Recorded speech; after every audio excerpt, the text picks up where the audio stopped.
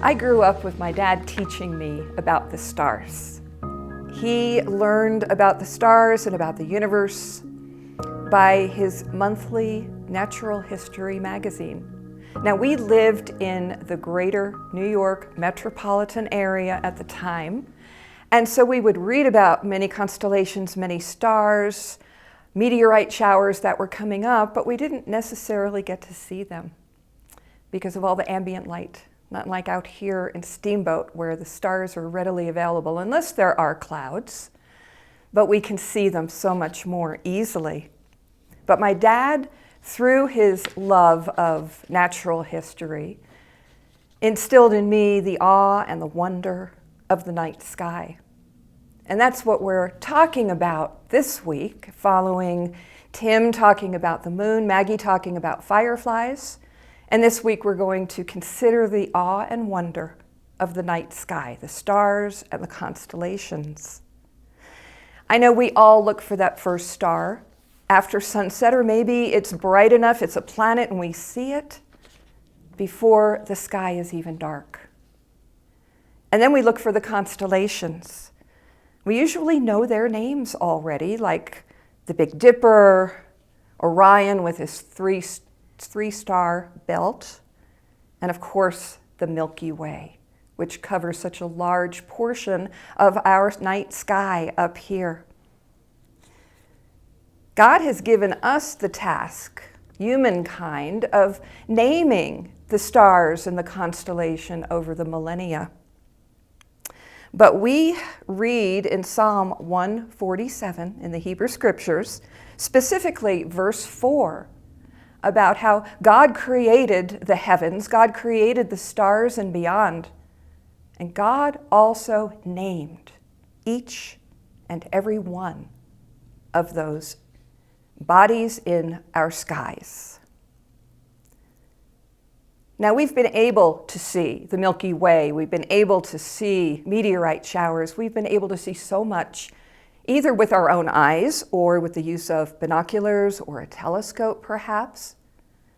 But recently, with the impact that the James Webb Telescope traveling through space has allowed us to witness, we have been able to see so much more beyond what we even imagined it could look like out in space.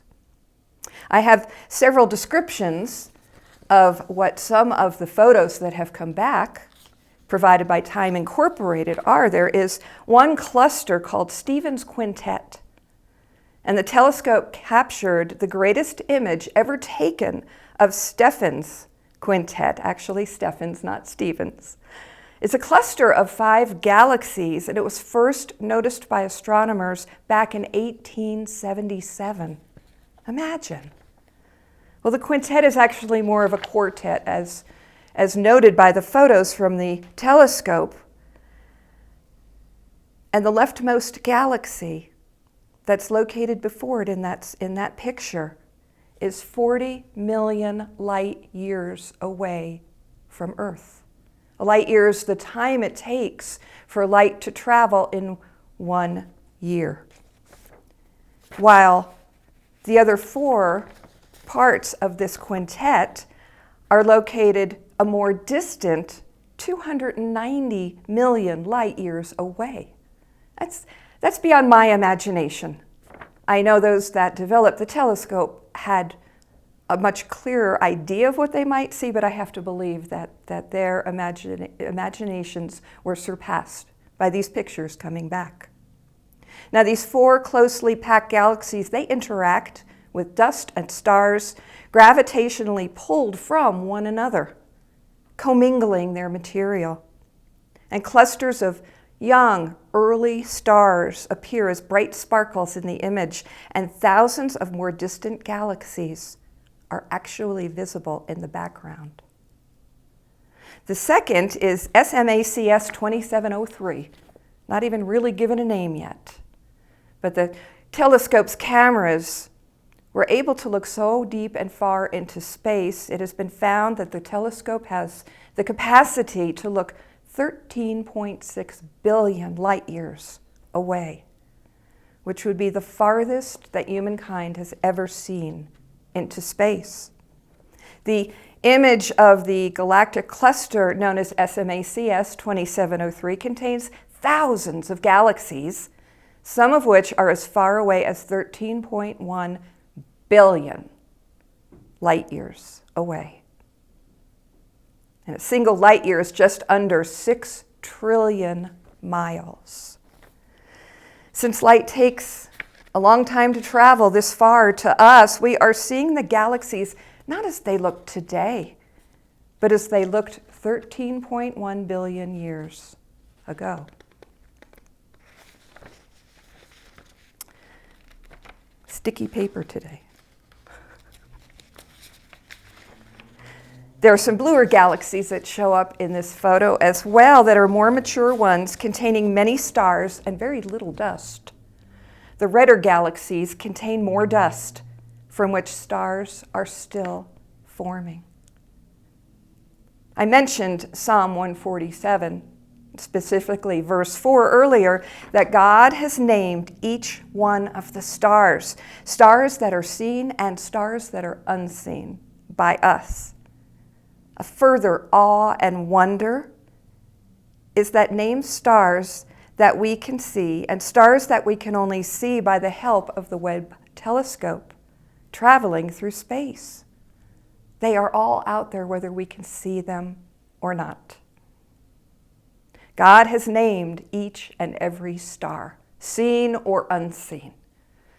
And my friends, God has also named each and every one of us through our parents, through our grandparents, through our families. This is a gift from God that adds to our awe and wonder of God, who loves us, who knows us, and who knows each and every one of us by name. As part of our baptism service in the United Methodist Church, the parents, as they present their child, are asked what name is given. Our name tells us who we are and whose we are. And as our name is stated before God, God claims us as God's own. Being given our names and being called by our own names, it gives us our identity. It gives us a sense of belonging. It gives us a sense of being seen. Our names are important to us, and everyone else's name is important to them as well. When I served 2 rural churches, names became even more interesting and more important as I was introduced to each and every congregant. I learned their name, and then usually for about the next 10 to 15 minutes, I learned the names of all of their kin, generations deep, rich history to them. It taught me a lot about their families and about their time in the specific areas where I served. But usually after about 10 to 15 minutes, hearing names, I wouldn't remember the speaker's name. So I would just kindly ask, please, help me remember your name. So I could get to know them, so I could call them by their name when I saw them at church, when I saw them in the store, saw them in the street, wherever it might be. I could call them by name, as God calls us, each of us, by name as well. We need to work hard at learning others' names. I walk my dog very often around here, and it's interesting and dawned on me this week that I'll very often know what the dog's names are, but I won't know the owner's names.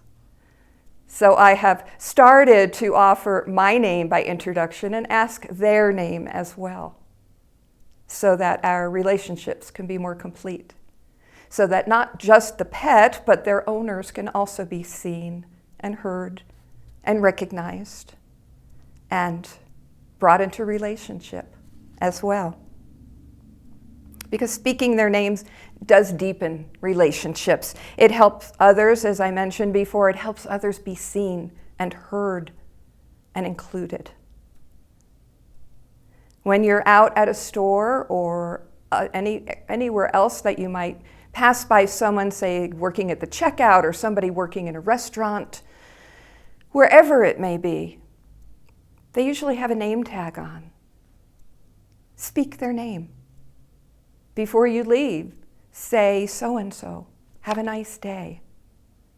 It includes them in relationship. They know they've been seen, not just for their job, but for who they are. And they have heard their name spoken. If you don't know someone's name, as I have done with my dog walking, then ask what it is and use it while you're speaking with them. And use it in greeting and use it in parting as well. And one thing I have found very useful over the years is that if I forget someone's name when I encounter them, then I just simply ask, can you please help me remember your name? And they're usually very happy to do that. And then I will use it in conversation to try to help myself remember it more clearly and more thoroughly. And we can then build our relationship as well. Names are so important. Our families had purpose when they gave us our names. God, through our families, provided those names. God has named each and every one of the stars. God has named each and every one of us. And oh, that awe and wonder that we are named and we are also claimed by God. Amen.